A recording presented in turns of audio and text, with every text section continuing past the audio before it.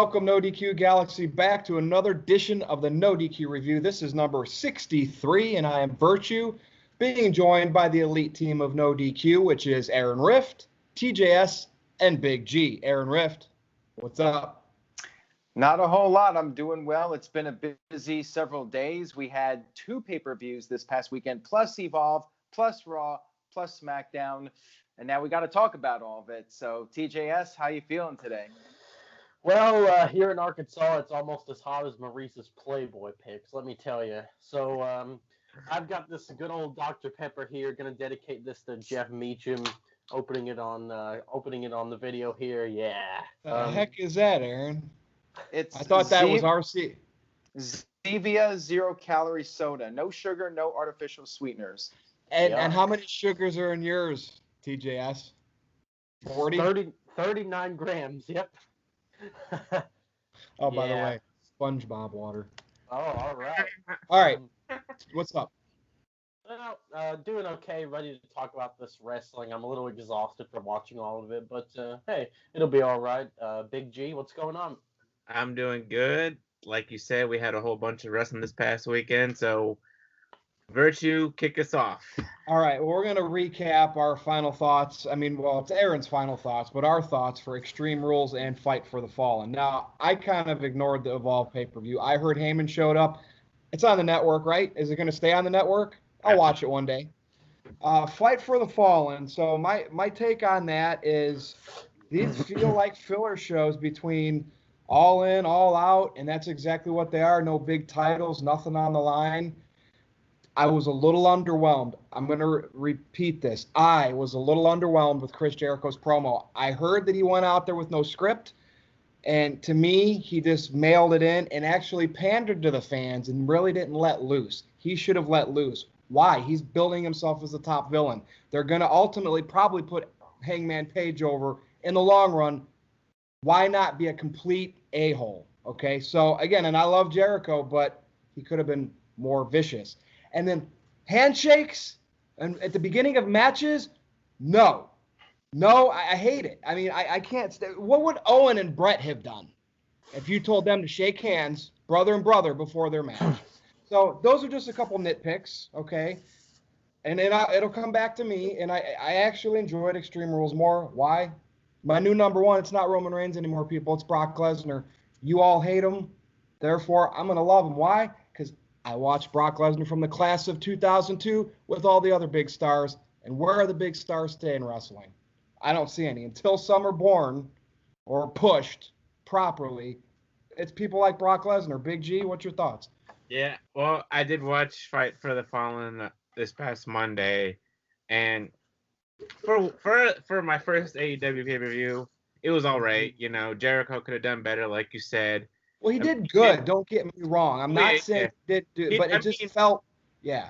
He did come out beforehand as one of the creepers or whatever and attacked Hangman Page, and then he came back out and cut his promo. And like you said, it was unscripted. It just, you know, from his heart, or if you want to, whatever you want to say.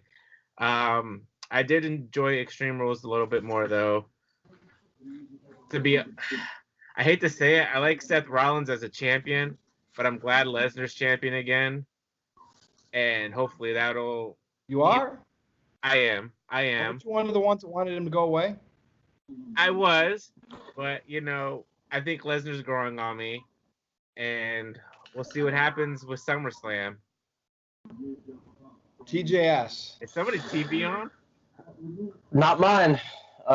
Anyway, so man, this is gonna get some hate, but the biggest thing that bothered me about Fight for the Fallen was the commentary. I love Jim Ross, but man, I mean, I don't hate the guy or anything, but this guy's just not what he used to be. I feel like he doesn't care about the matches as much as, you know, like when he did the calls in WWE with Kane, Stone Cold, The Rock, like Stone Cold's WrestleMania heel turn.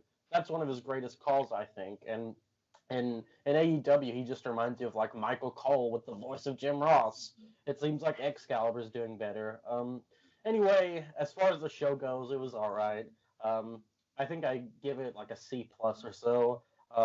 It felt like and I don't understand the hype behind Kenny Omega. That's another polarizing thing I'm going to say. I don't think he's, like, best in the world or whatever. I think he spams the V trigger, and personally, I think that Seth Rollins is better than Kenny Omega.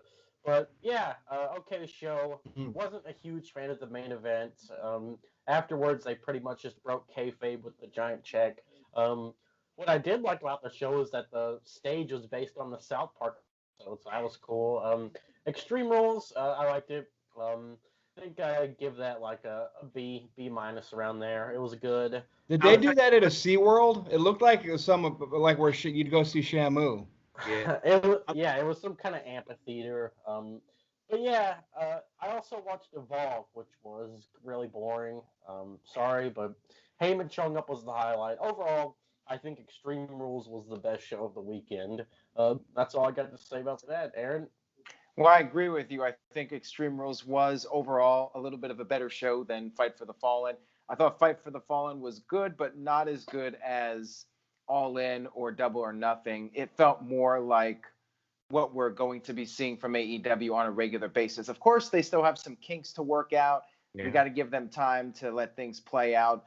It was fine, but yeah, it was not as great of a show as the first two events from AEW, and if you want to count Fyter Fest as well. I guess technically Double or Nothing was the first show, and then Fyter Fest was second, and then Fight for the Fallen was third, and then if you want to include All In, then Fight for the Fallen would be number 4.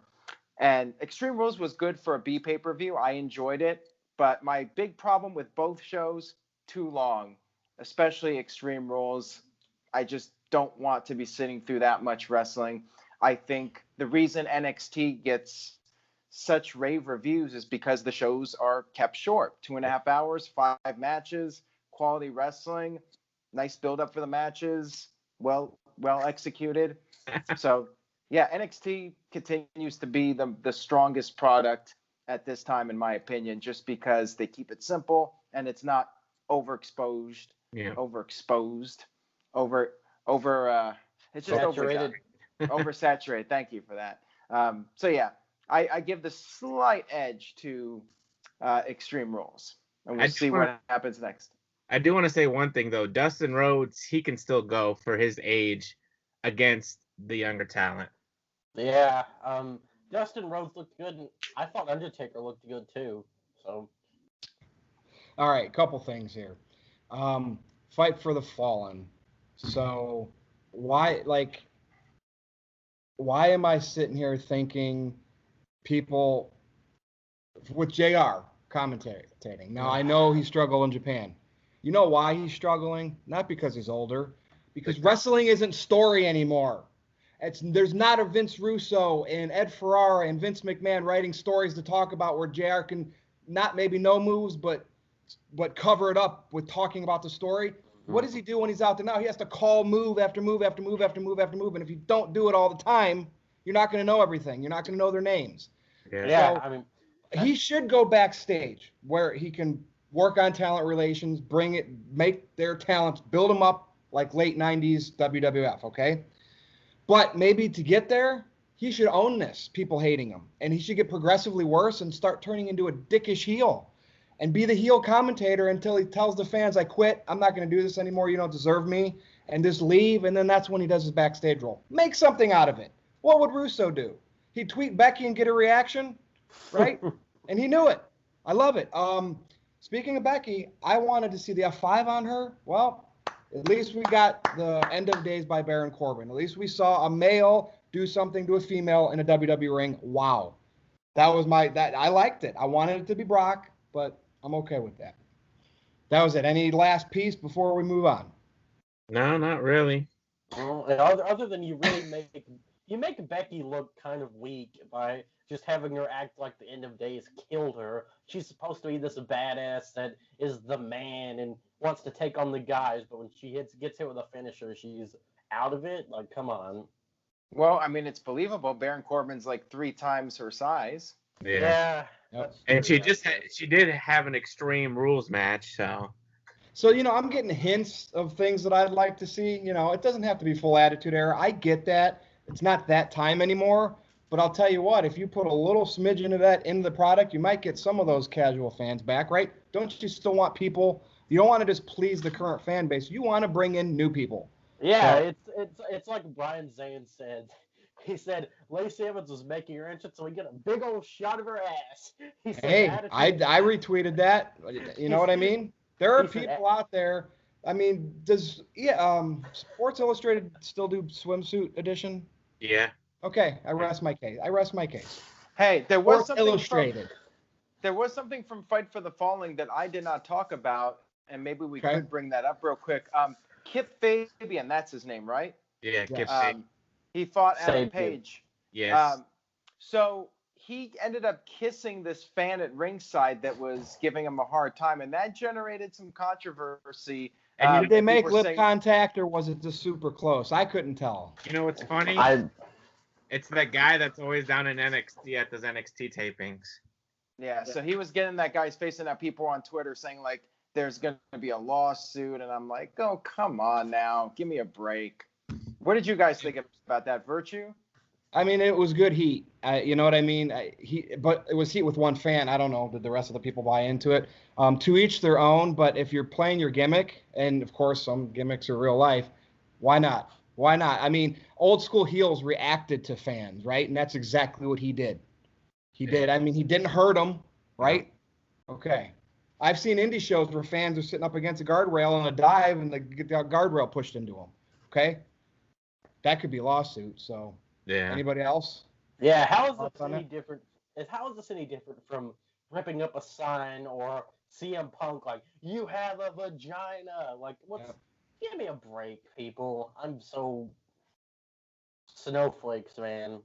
Or when Jericho said he told that one fan, he's like, "No, I'm from Winnipeg" or something like that. That one show, I can't remember. I guess the argument is that he physically touched the fan, so see you in court, buddy. So the Shield come down, or whoever comes down the entrance that way, and the fans can all smack them as they walk by. You know what I mean? Yeah. So fans just want to be fans because they want free handouts. Okay, finally, Bray Wyatt returned in the ring. Kind of. He didn't say anything. He didn't. It wasn't a match. Finn Balor, who lost the IC title to Nakamura, lost again on Raw, and then after the lights went out and we saw it. Now Bray looks cool. That's putting money into your gimmick. I enjoy it, but the question is, where does it go from here now that we finally see him in the ring? I propose, and Aaron, I'm going to start with you. They need to protect him like 1997 Sting. Now, I know that ended badly at Starrcade, right? We've talked about that on a video. Botch. Okay, but the build-up for Sting for 1 year was great. Now, Bray hasn't wrestled in 11 months or whenever. I don't know how long it's been. Yeah, so maybe we don't get that long of a build before something happens, but I want it to be mysterious. I want him to keep doing things like this. No particular feud. Maybe no match. Maybe squash matches against whoever, like the Jobbers or local talent. So, Aaron, what do you think? I liked his look. I think it was top notch. Oh, I agree. I think he looked like major superstar. He had that presence in the ring there with all the lights and everything. It definitely gave me an Undertaker/Kane vibe. I think it's a really badass reinvention of his character, which is what he needs. And for any great character to succeed long term, they need to evolve and change up their look and do something different. And he's doing it here. The crowd did the holy shit chant. And I think you definitely should find ways to have him involved without having him wrestle every single week. I think that's a great idea. It looks like he's going to face Finn Balor at SummerSlam. As I suggested, I'd like to see Balor be the demon and actually lose to Bray Wyatt and then take his break. And then maybe Balor can change his look up a little bit and reinvent himself. TJS, what did you think about that? And what do you see? What would you do with Bray Wyatt moving forward? Wow. So I know this isn't going to be popular. I mean, I enjoyed the Bray Wyatt thing, but I just what made this different than like the usual Bray Wyatt stuff? Because hasn't he done this before? Lights go out, Bray Wyatt's in the ring, Sister Abigail, Bray Wyatt leaves. I was like, oh, couldn't they have just like done something a little bit different here? Maybe have the puppet show up. I don't know. Don't get me wrong. I marked out when I saw this. I thought it was awesome. But I've been thinking of it. I'm like, come on, couldn't they have done something a little more original, like I said, the puppets or whatever? But as far as the look goes, you guys are right about that. It looks awesome. I did like the flashing lights. That was different. Thought that was really cool. But what I hope is that we also get like the friendly side of Bray Wyatt, like the regular side, not just the Fiend all the Be time. patient. Be Yeah, patient. yeah. I mean, that's my biggest concern is he's just gonna go back to regular old Bray Wyatt. And I hope that's not the case. But Aaron, I agree with what you said about him going over Finn Balor, the Demon, at SummerSlam. I think that would be huge. And I was looking forward to that little Sister Abigail versus Demon match a couple years back. So, yeah, I'm excited for this. He was the highlight of Raw. Wait a minute. When did Bray Wyatt face the Demon Finn Balor? All I remember is Sister Abigail versus the Great Pumpkin, but that's just me. Yeah. Charlie Brown as a special guest referee. But I'm excited for it. I think Bray Wyatt. I mean, not like you guys said, he needs to be protected. He looks in a lot better shape. Oh yeah. Like he Definitely. lost like 50 pounds. Oh yeah. Big G, what do you think, man? Well, 1, 2, Freddy's coming for you. I enjoyed it. Like you said, he does need to be protected. Don't do it all the time. Like you guys said, be patient with it. Don't have him in a match right away. Have him do what he's doing now, showing up, attacking people, or even sometimes just coming out as regular Bray Wyatt and then bringing out the Fiend when he needs to. And right, like a Dr. Jekyll and Mr. Hyde type character. There you go. Show up backstage. You think they should do the regular Bray Wyatt I mean, I know we get a lot of these talk shows like Miz TV and stuff. Do you think they should do something in a ring like that, interviewing wrestlers or just coming out and talking with the puppets there and everything? Yeah, that'd be pretty cool. Yeah. And then like the lights go out and like the Fiend just shows up. I love the music. I love everything they did with Bray on Monday. And thanks to all the gifts and everything like that, it just, even the music that they played like in the background with all that screeching, if that was like his, entrance music or something like that, you could really get the kids really scared and even some grown adults, like a certain Mark Henry who doesn't like scary stuff. Other than that, hopefully this works out for Bray and doesn't become the eater of pins. And I also wanted to mention that I thought the camera work was really good too. They zoomed in on the mask, and it's like I love you look at it's top-notch mask. It reminds me of like Aaron said when Kane, or you said Sting, but it reminds me of like when Kane debuted, like when he ripped the door off the cell, they were zooming in, like look at this monster. And I feel like Finn is small enough to make Bray Wyatt look even bigger. So I think it's really good. All right, well, there you have it. We will see what happens with The Fiend and Bray Wyatt. All right, how about this, Aaron? Another Raw reunion, 25th anniversary, 1,000th episode. I mean, they're really pandering for it. What's the reunion? I thought Raw started in January of 93 or 94, something. This is July, almost August. What reunion are we talking about? Is this just a desperate spike? I'll start with you, Big G. Is this just a desperate spike to have like 300,000 more the first hour? You know what? It really is. And you know how we were talking on Virtue's Rage last week about, bringing back fans from that used to watch it. Maybe this will bring some of them back to, get their attention and say, hey, here's Raw now. We're bringing some past stars in to help bring in the ratings, and maybe you guys can keep on watching afterwards. But, they do this every couple years, so I'm not surprised that they're not gonna keep on doing this.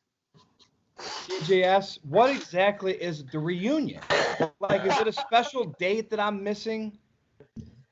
Hey, I guess we're getting another DX reunion, boys, for like the millionth time. This is just getting sad. They just keep bringing these people in, and this is just gonna be filler. It is. Nothing big's gonna happen. You're gonna have Stone Cold there, You're going to have all of these legends, and they're not going to do anything significant except show up, get their paycheck. Aaron? Yeah, it's the same guys, Sergeant Slaughter, Ted DiBiase. Although Sid is being advertised, I'm looking forward to Sid. I don't know about you guys, but I want to see the master and the ruler of the world. Give him a live mic. Yes. They won't, But as far as like WWE, if they want this reunion to get the ratings up, I think they've got a 33rd and 1/3 chance of doing so. But if they add Scott Steiner to the mix, they got a 66 and 2/3 chance of doing it. So that's what I want to see. I want to see Big Papa Pump Baby, bring him in there, make him pin Brock Lesnar or something.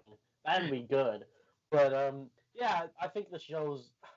They say like, oh, the greatest stars of all time, and you have Hurricane in there. Like they literally showed Hurricane. So no Jim Ross, which is something that's interesting. They're gonna have King, but no Jim Ross. And apparently, apparently they did ask him to come, and Tony Khan was cool with it, but Jim Ross said, "Nah, he's good." Yeah, that's what kind of surprises me. Like, I don't know, man. I guess we'll just WWE treated him like crap the last 5 years. I mean, I don't blame him. I don't either. Yeah. I'm wondering who's going to be the 24/7 champion. Like, they got to have a legend win it, because isn't that what Mick Foley said? He said that legends could compete for the 24/7 title. Like, I'd like to see Al Snow, maybe. I mean, who knows? We'll have to see. Hurricane. Al Snow shows up. That's probably why Hurricane's going to be there, is to win the title, I bet. Well, no, maybe it's going to be Santino Marella. Oh my God. They got to do the Cobra gimmick. Wait a minute. Maybe Santino is Santina, and then R-Truth is Carmella, and they have like a women's 24/7 match or something. I don't know. Creative. If Sid's there, who's he going to squash? EC3? The power bomb? Sounds about right. And I want to see that old Sid sign that they don't do pyros anymore, but that lights up like a sparkler. But anyway, we'll see what happens. Give him a live mic. How about this? So these are the two women's title matches for SummerSlam. Okay, Becky versus Natty. Come on. I'm sorry, nothing against Natalya, but this is because it's in Toronto and it's Canada. I mean, are you kidding me? No, you know what I mean? And whatever. So if Ronda's not coming back, this is what we're getting. And then Bayley versus Ember Moon. Now, good for Ember Moon. A lot of people have wanted to see her finally get a shot and get pushed up. I have a feeling Charlotte might get in the mix there. I mean, you would think Charlotte's got to get in the mix. So what's everyone's take with these? Because I'm just kind of let down, especially with Becky versus Natty. I mean, do you want to talk about cooling down since WrestleMania? Becky Lynch. Yeah. The way they booked her. TJS? Well, thank God it's not Lacey Evans. That's all I can say. Really, though, I think that since it's in Toronto, that's why they've got Natalya in there, because just maybe the crowd will be split down the middle. I don't know. But it's better than, I can't think of anyone else that Becky could face on Raw. You couldn't work out a deal with Sasha Banks? Yeah. She just wants pushed. I mean, you know what I mean? Yeah, this is supposed to be the biggest show of the summer, and you ever against Natalya. We know that Natalya's not winning. They'll probably try to do the Montreal screw job again, even though it's Toronto. Anyway, I figure that Charlotte will get added to Bayley versus Ember. It's like everyone wants to see Bayley versus Ember one-on-one, but then Charlotte's gonna play the heel, get in there. And, I think it'll be one hell of a match. But, like I said, at least it's not Lacey Evans. Becky has cooled off significantly, like you guys said. And maybe Ronda comes back at SummerSlam and after the match and beats up Becky, since Natalya's like her training partner or something. I don't know. We saw the video that Ronda published on YouTube about her missing wrestling. By the way, I thought that video was really creative and very good. We'll see what happens. Overall, pretty decent women's matches. Big G. Yeah, they're only doing Natty versus Becky because it's in Toronto. Who else do you really have left on Raw?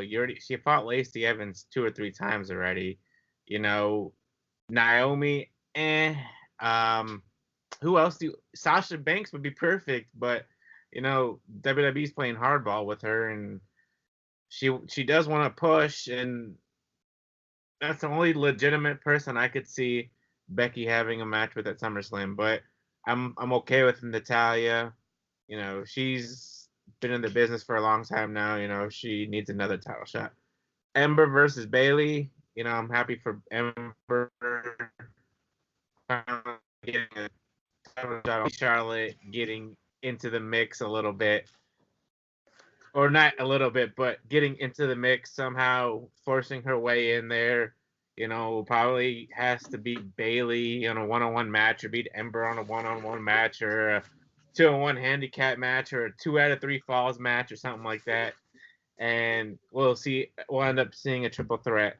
I did like TJS's idea, with Becky and Natty, maybe Ronda coming back after the match and attacking Becky and saying, you know what, I really never lost my title because I had my shoulders up or whatever, something like that, and go from there. Aaron? Well, I don't really have a problem with Natalya being in the match, just because, as you guys mentioned, there were not a lot of really solid choices, and I think that's just a sign that the women's division on both sides is pretty flat right now. And you would think with the superstar shakeup, they would have fixed that and they would have been better prepared for the rest of the year. But here we are, and yeah, Sasha's not around. She would have been, I think, the ideal choice. They could have done cross-brand, which to me would be fine since the brand extension's pretty much dead anyways. They could have done Charlotte versus Becky one more time, since Charlotte never got beat by Becky at WrestleMania. So to me, that seems like a easy match to do for SummerSlam. I'm not sure why they didn't go with that. I really don't like the idea of the triple threat. I hope they don't do that. To me, that's just like, we've already seen enough triple threat women's matches. I want to see Ember get her opportunity, and Natalya will be good in a sense that the crowd heat will be really strong for that match. And yeah, I'm not really expecting a title change either, and we'll see if Ronda shows up or not. If Nia was still around, if she didn't have her injury, would you guys would have seen Nia versus Becky? Not really. No. I think they should have built Nikki Cross up properly during this whole last month or two, and she could have been a good fit. Yeah. Or take a page off the Indies or Impact and let Baron Corbin face Becky Lynch, even if it wasn't for the title. Do it. Do it. You did it with Chyna.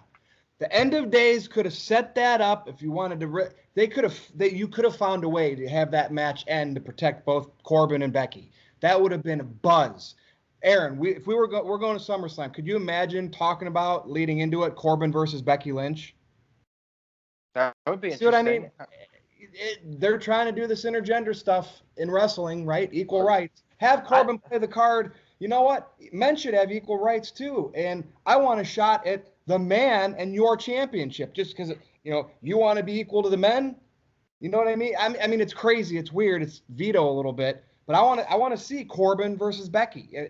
And if Becky's such a man, you know what I mean? Yeah, I was at End of Days. That was the seed was planted. Yeah. So WWE did a little poll. I got an email about this, and they're like, "Please give your input on Extreme Rules." And then it's like, what was the most shocking moment of the night? And they had all like the moments or whatever. And Becky getting the End of Days was far ahead of the cash-in, and the cash-in was the second most voted for. So there you go. I mean, I'm still pissed that they didn't do Dean Ambrose versus Nia. That was supposed to be at a house show that I was going to, and they canceled it. They've talked. I mean, they've thought about it. They've talked about it. They've allowed Corbin to put a finisher on a female, right? You go that far, keep going. Don't stop. There you go. So, all right, Aaron, this topic is for you. Bait and switch. WWE's bread and butter. And the most recent one was the Daniel Bryan announcement. And I'll tell you, it even irritated me because I'm like, I want to see. I was thinking, he's going to come out and challenge Kofi and say, if I don't beat you for the WWE title at SummerSlam, my career's on the line. Something interesting, right? Because we're going. Right. You guys are watching. And we get a nothing. Nothing, and then the whole stuff that happened after. I'm getting really sick of these, right? So take it away. Are these getting way redundant? Absolutely, and it's not like they can really get away with it, because back in the Attitude Era, they did do some bait and switch stuff. Like they would hype up Steve Austin for a match and then he would not wrestle. But back then they could get away with it. They could do no wrong. Austin could just come out there and people would be happy and the numbers would be up and fans would forgive WWE for bait and switch because the shows were still really entertaining. Now it's like you advertise something, you hype something up, and then you don't deliver. The product's not all that hot right now. So when you do that, that's going to lead to more fans tuning out, I think, than in a different era when it was hotter. And also they're doing this with live events too, and people are saying, oh, it's card subject to change. But I think that's a bad idea too, where you announce matches for pay-per-views and then you don't do those matches. To me, that's just blatant false advertising. And with the television shows, like they've been doing that a lot. They announce something and then they don't do it. And they have a cop-out last minute. So, yeah, I don't think it's a good business practice in the long run.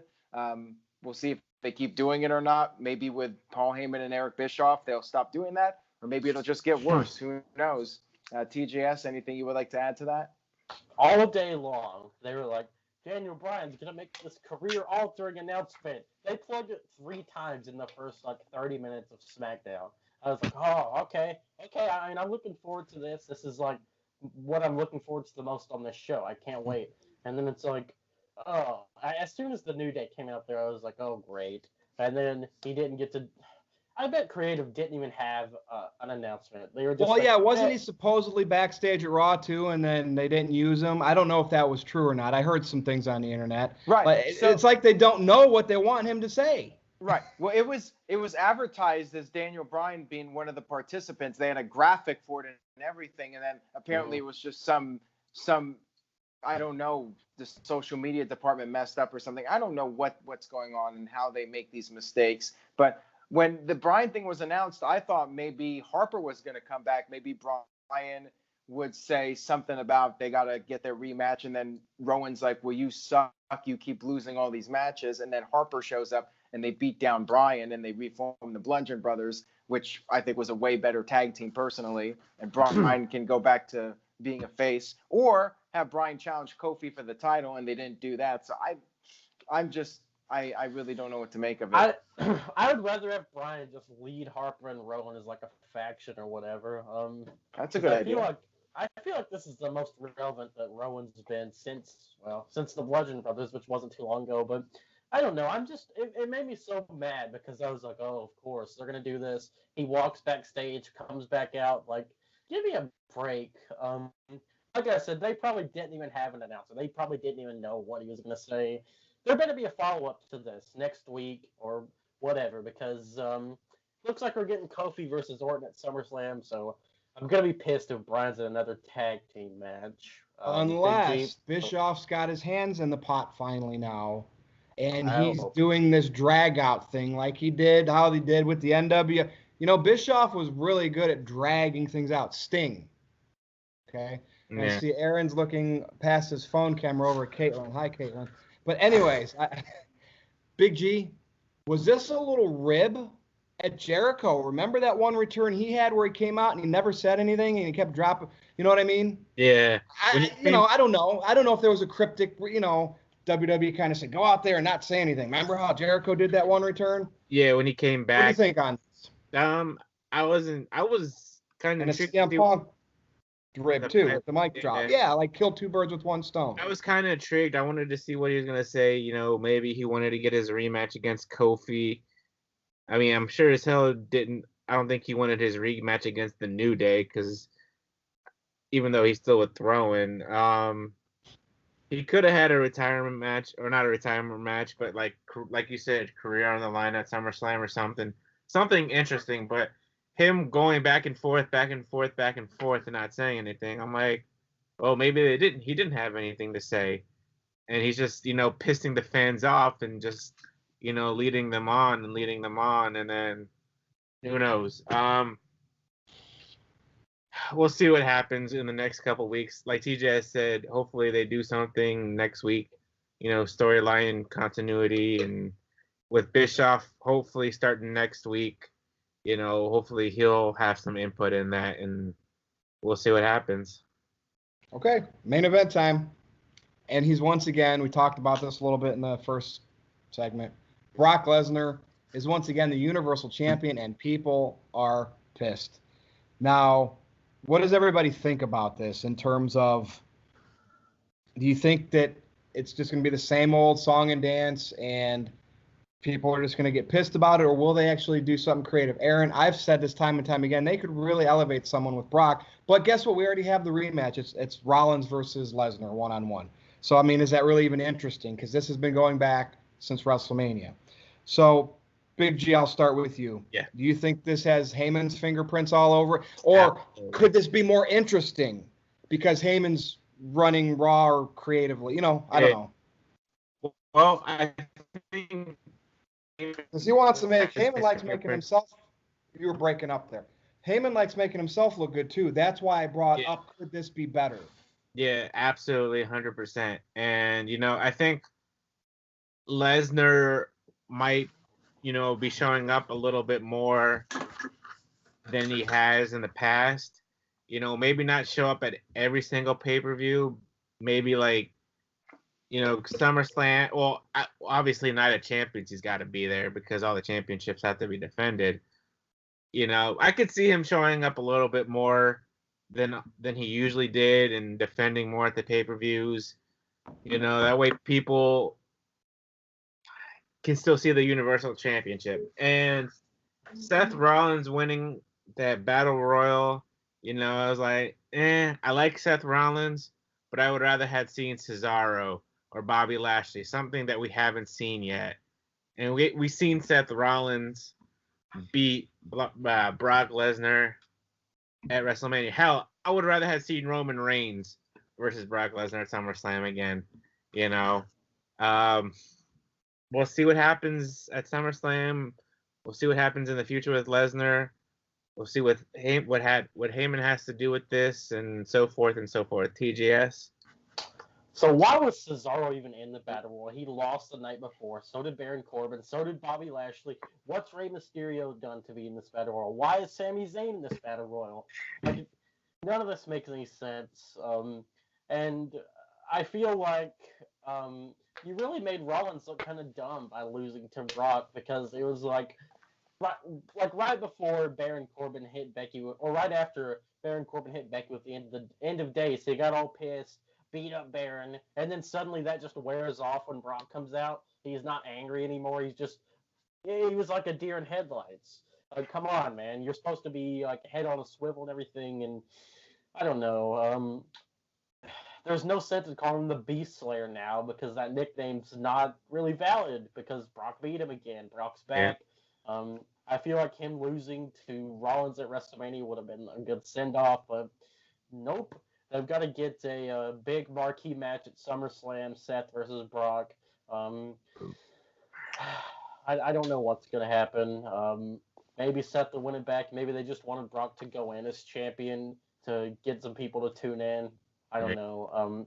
Which I guess that makes more sense than having Brock announce that he's going to cash in at SummerSlam, because you get the shocking moment at Extreme Rules. Whatever. I'm hoping that Brock shows up more, though, because this guy's entertaining when he wants to be. When he was written to be entertaining, I think that he is. I'm just kind of sick of the whole Paul Heyman, my client, blah, blah, blah. But yeah, 3-time Universal Champion, most reigns in history, Brock Lesnar, the Beast. I do want to say one thing. I would like to see Brock Lesnar talk a little bit more, and he can talk when he wants to. And remember that after I think it was the first time he won a UFC match, fight, or the title. Yeah. That promo he cut, that was awesome. Yeah, something like that. He can really talk. And have Heyman just be in the background or just like fade away, and Heyman can just do his head director of Raw or whatever he is now. And Lesnar, when Lesnar came back in 2012, he didn't have Heyman then, so you don't need Heyman now. Yeah, but that was a very short period of time. That was like a couple of months. I think Heyman was with him by the summer, if I'm not mistaken. Yeah. Right. I just think like it's the same old stuff. Even though Lesnar's been a part-timer, it's just the same shtick we've seen for almost 7 years now, and if he's going to come back and stick around, then I'd like to see him and Heyman split up and have Lesnar perhaps be a full-fledged babyface. But the problem is you really don't have anybody to feud with Lesnar. You've run out of guys, essentially. Like, other than Bobby Lashley, you could have Lashley go heel against the babyface Brock Lesnar or something. But Lashley hasn't really been built up to be a credible challenger, I think. You just don't have that many guys left for Lesnar to face, and you're just doing the same thing over and over again. It's Fiend, Rollins Bray versus Wyatt. Lesnar again. I was thinking that would be good. Eventually.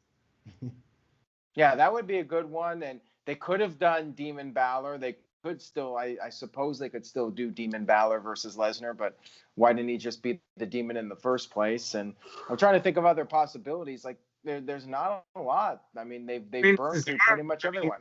Cesaro would have been nice, So Cesaro, I mean, he's not that big guy, but he's powerful and strong, Well, so. there is the guy that beat Cesaro, Aleister Black. I think. There you go. I think he would be a good guy to beat Lesnar at some point. But like, when's Lesnar actually going to be leaving? Like, how much longer is he sticking around? So I don't know. To me, it's just the same old thing. And again, the Universal Championship's not going to be on the show anymore. So, it's kind of like, I'm just over it. Well, at some point, we'll see. Brock Lesnar could be the Universal Champion the same time Roman Reigns is the WWE Champion, but we'll see. They're obviously slow rolling Roman since he's been leukemia. Yeah, big time. Like, I'm even shocked that they're not, like, he's not immediately pushed up on one of the big matches at SummerSlam. What the hell is he going to be doing at SummerSlam? Facing Shinsuke? No, that's all late. So I don't know what's going to happen. Who knows? I mean, there's still time left. There's not another. SummerSlam is the next event, right? Yeah, that's why it's 4 weeks. 4 weeks, 3 weeks. Yeah. Well, you know how every 2 weeks they like to do a show. I didn't know if there was something else or whatever. Right. No, we're good until Toronto. Hey, maybe they add Roman Reigns to the Universal title match and they make it a triple threat. Because there was, at the end of Raw, Roman accidentally speared Rollins. So we might have something there. That's something. So we will see. I mean, that's really all I got. I mean, here we are, and we're talking about when is Brock Lesnar going to lose the Universal Championship, and he just won it back. So that's it. Let's go around and do your plugs. Aaron, what's that new T-shirt link? I forget. I know it's at NoDQ.com/shirts. Shirts. Yeah. It's the same link it's always been, except instead of going to Pro Wrestling Tees, which the store is still up, by the way, if you guys are interested in buying those old shirts. But if you want to get some of the new stuff, we got a brand new store with Teespring, and the link to go to get there, NoDQ.com/shirts. And there's a brand new Noah Foster shirt. Virtue, you have your Troll Slayer shirt up there. Yes, I will be getting those in bulk very soon, and I need to have one for SummerSlam. Those are awesome. Thanks, Medium Cass, I believe, came up with that. Awesome. I know him and I don't see eye to eye, but I'll say good job when I see it. So do your plugs. I'll start with you, Big G. Yes, NoDQ.com/Big G. Takes you to my Twitter page. NoDQ_Big G on Instagram. Jeff Filt on Facebook. Aaron, I'll be buying those NoDQ.com hats, the snapbacks. I enjoy wearing those hats. So, Virtue, I'll be getting your shirt too. I got to get the Virtue shirts going on. TJS, go ahead, take it away. NoDQ.com/TJS takes to our Facebook page. Twitter at NoDQ_TJS. And also, I just wanted to say real quick, if you guys, this is about 205 Live. If you have not seen Jack Gallagher versus Chad Gable, go watch it. I'm just going to plug that match because it was awesome. It was a great technical showcase. So, to Noah Foster, all the 205 Live crew, it was a good match. But unfortunately, I feel like it doesn't matter. Still, awesome match. Probably the best match that I've seen on 205 Live. But, that's all I got, guys. Now, question for you. Was it the best match of the year? Because Cedric Alexander said it was the match of the year in his opinion. Overall, of all the... I don't know about that one. There was, no story to this, so... I think the match of the year was Tessa Blanchard versus Sami Callihan, hidden away on Impact Slammiversary. But, again, I love the intergender stuff, especially when it goes hard. Yeah, I said that. But why not? Who here has been keeping up on Impact? Not me. I catch them on Twitch. I don't watch every single thing, but I'm intrigued by some of the stuff that they have. Brian Cage is awesome. That's a big guy that can lucha. I mean, seriously, why isn't Vince McMahon bringing him in? Yeah. You know what I mean? Like, so it's getting my attention more than it ever has. All right, but I'm not now, watching the full show. There's clips. do you think I should consider going across the border into Windsor for their TV tapings on Friday? Why not? Yeah, I why mean, not? it can't be that much. I mean, there's some legit. Tess Blanchard is a better the man than Becky. I'm serious. Sami Callihan is like the real life a-hole like you want to have in wrestling. Cage looks like a monster that can flip. I mean, seriously, they got some good talent that's worth seeing. Yeah, I'm considering it. People out there watching this, sell me on Impact. Maybe I'll go check out the tapings. I tried. How much is the ticket, Aaron? Oh, I don't know, $20 or something. I wish I was closer up there. I mean, I'm not that far away, but that sounds intriguing. What is it, how long is the drive? Like an hour or so? It's roughly an hour, yeah. Yeah, I don't see why not. It'll be something different. Got to cross the border, and apparently it's the busiest border crossing between the United States and Canada, and the entire country. So, yeah. Anyways, go to NoDQ.com/shirts, like I mentioned earlier, and we got the meetup coming up pretty soon. So SummerSlam less than 4 weeks away now. NoDQ.com/Toronto. You guys can RSVP for that. I think just Virtue in this group is going with me. Yeah. And Caitlin will be there, of course, and Aaron will be there. We're going to have Noah Foster there, Stephen Osborne, General Jerry, and I think quite a few other people are going to be there. It's going to be a really big meetup. So you guys, the more the merrier. RSVP NoDQ.com/Toronto. And that's all I got. Let's go and wrap it up. So yes, go to NoDQ.com/shirts and look for the Troll Slayer shirt, okay? I love it. Go to NoDQ.com/virtue with the lowercase v. Tweet me at NoDQ_virtue. So that is it. We will be back. Oh, by the way, I think it was the Extreme Rules predictions. My apologies to the people that I offended when I said I hated the super chat thing. I'm all for donating to Aaron Rift and supporting his channel. Always have been. Okay? Just because I didn't like the little gimmick that they've been doing, all right, don't come at me. But there you go. For those people that were crying in the comments, my apologies. Virtue is so disrespectful. No one expected an apology. So they're gonna all be messaging each other in the private chat, the anti-Virtue private chat. He apologized. Oh my gosh. Anti-Virtue. I know there's one out there.